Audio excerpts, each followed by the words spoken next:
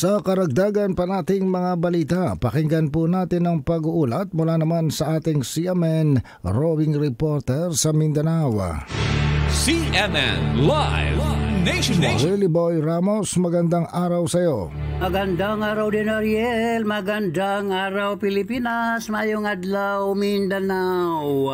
May git sa 5,000 mga food packs mula sa Department of Social Welfare and Development Region 12 at ang Local Government Unit of Dato Udin Sinsuat, Maguindanao del Norte ang namahagi ng mga food packs doon sa 34 na mga barangays ng naturang bayan na apektado ng kalamidad, particular ang nagdaang El Nino phenomenon. Ginawa ang food packs distribution sa Municipal Gymnasium. Nagparating ng pasalamat ang mga residente sa 34 na mga barangay sa tanggapan ng DSWD Region 12, bagamat ang Dato Udin Sinsuat ay sakop sa Bangsamoro Autonomous Region in Muslims Mindanao dahil ang naturang bayan ay sakop sa lalawigan ng Maguindanao del Norte, BERMM.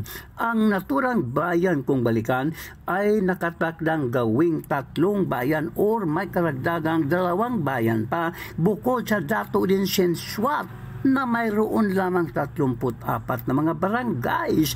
Ito ay ang proposed municipality na Dato Balabagan Sinsuat at ang proposed municipality na Siek Abbas Hamsa. Kung balikan pa rin, nagkaroon ng isang political crisis ang lalawigan ng Maguindanao del Norte dahil sa naging 2 ang gobernador. Si Bai Aini Limbuna Sinsuat na nanalong vice-gobernador sa hindi pa nakati ang Maguindanao at si Abdul Rauf Makakwa ang appointed governor ni Pangulong Bongbong Marcos. Samantala, tumanggap naman ng checking halagang 10 milyong piso ang provincial government ng Sulu mula kay Pangulong Bongbong Marcos Jr. sa kanyang pagdalaw sa naturang lalawigan.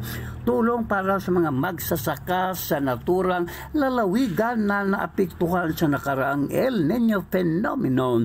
Halagang tig 10,000 piso bawat magsasaka ang tumanggap ng tulong, habang ang MAFAR or ang Ministry of Agriculture, Fisheries and Agrarian Reform BARM naman ay nagbigay ng 2.5 milyong pisong halaga ng mga farm equipment at mga farm inputs. Well, Ramos, CMN roving reporter ng Mindanao Radio, kalikasan ng City Base, nagulat ng live para sa CMN Pilipinas.